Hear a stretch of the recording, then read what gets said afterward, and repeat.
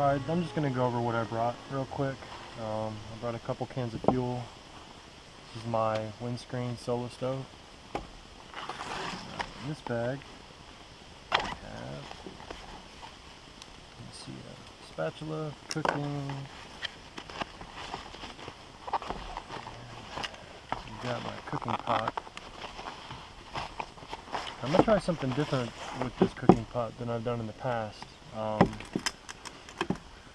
What I did was, I took a regular wire hanger, and I'm going to try to actually hang this over the fire. The way I'm going to do it is,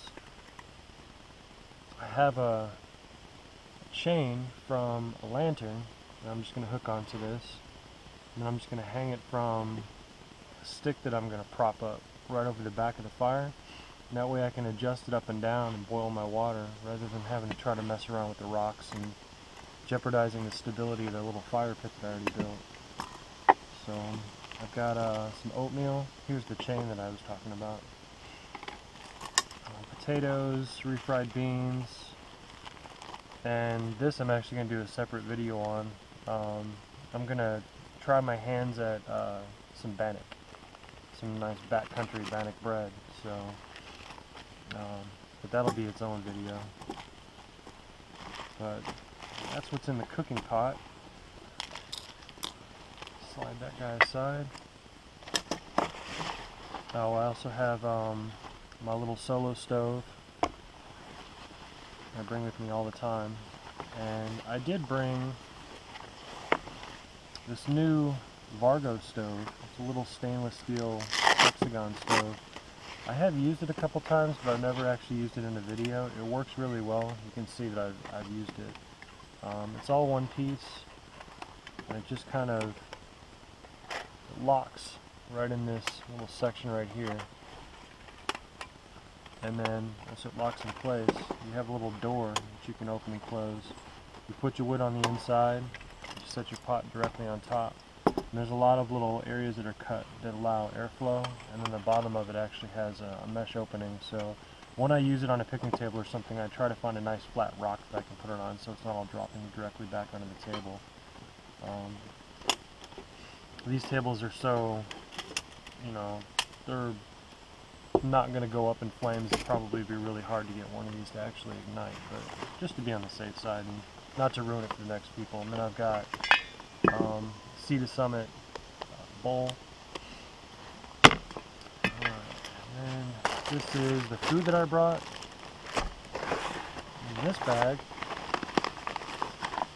I always bring a Mountain House meal, you know, just in case I'm feeling lazy and I don't really feel like getting a fire going or something for, you know, lunch, or it's just nice to have a backup. This is my headlamp. My Baco Laplander saw. Things are amazing. I always bring this thing with me. Some headphones, an extra light. Found this new fork actually at Raccoon Mountain when I was there camping in my pop-up camper. I did a video, just a quick time-lapse video on setting it up. I think it turned out pretty neat, but they have these forks there, and they're telescopic forks, which are perfect for eating meals like this, where you've got to get down into the bottom of the bag and stuff like that. So you can also use this. I'm not sure how sturdy the metal is, but probably not that much. But you could probably puncture a brat and then stick it over a fire if you really needed to. I thought that was pretty neat. It was pretty cheap. I got a couple separate little bags in here. This is my Sea to Summit microfiber towel. I use that for when I'm washing dishes. I've also got a basic first aid kit that I bring with me. I won't go through everything that's in there, but I got a Mora knife. Let's go through these little bags right here. So I got some Coleman camp soap sheets, which I'm glad I brought them, because after moving all those rocks, my hands are pretty gross. This is just cotton balls and Vaseline for lighting the fire. A little brush for doing dishes. And then I've got some cinnamon, for the bannock. Some sugar for coffee. This is my coffee right here. Some eco-friendly biodegradable soap, lighter, and then this is just this is a container of dryer lint, which is great to start fires. If anybody didn't know that, save your dryer lint when you're washing clothes and stuff like that and drying them, because it does definitely come in handy. And then in this guy I've got a little jar of olive oil, a little roll of TP, and more cinnamon, some coffee filters, some syrup, salt and pepper, and then an additional thing of oatmeal and some hot chocolate, which I think earlier when I said that container had cinnamon in it, the first one, I think that was actually an additional container of hot chocolate. That's pretty much it.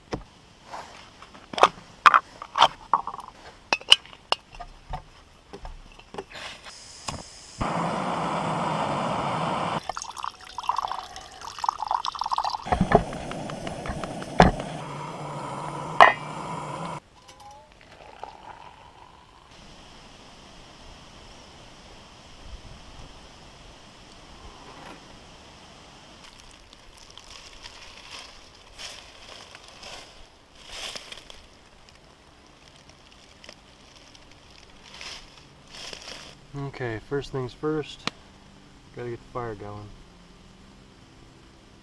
So, some cotton balls, Vaseline,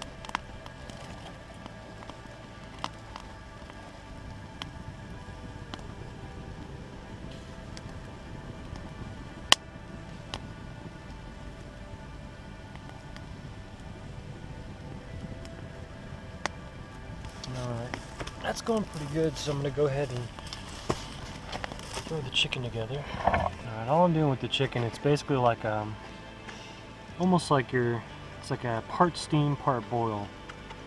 I just have a little bit of water with some salt, a little bit of olive oil, and the chicken itself I marinated, so it's already got oil on it and seasonings. I'm literally just going to throw it in here into the pot, cover it, and put it on the fire. And after about a half an hour, I'll check it to make sure that it still has water in it and it's not going completely dry. And this will be a chance for me to test my little hanger concoction thing. So we'll see how this works.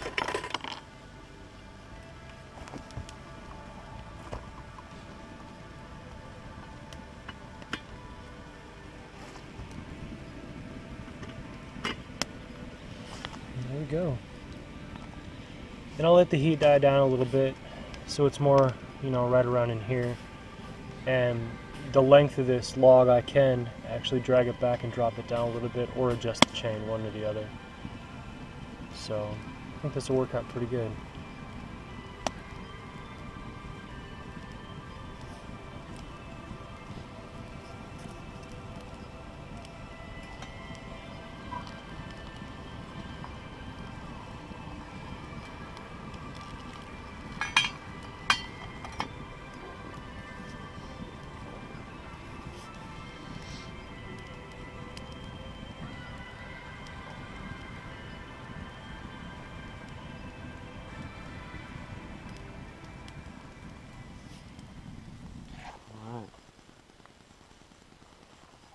Finished product. Using that hanging pot actually turned out really good. This right here is just refried beans and potatoes that I just have to rehydrate. So I had that already going, and I took the chicken off just to kind of let it sit for a few minutes. But man, it's super moist. Turned out really, really well. So nice little mod for one of those little MSR pots. They only cost about 10 bucks. You just need a little chain and a wire hanger.